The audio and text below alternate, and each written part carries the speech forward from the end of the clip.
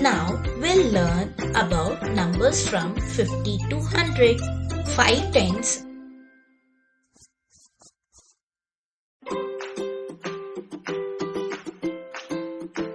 and 0 ones equals to 50.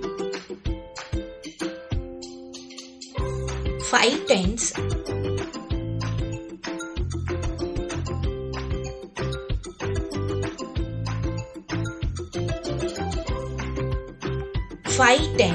and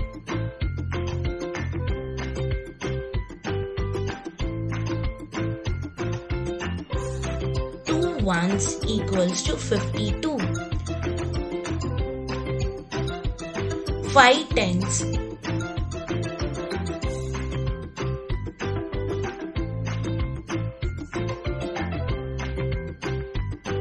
and 3 ones equals to 53.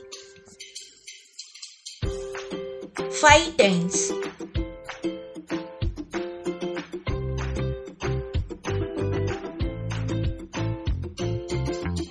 and 4 ones equals to 54. 5 tens,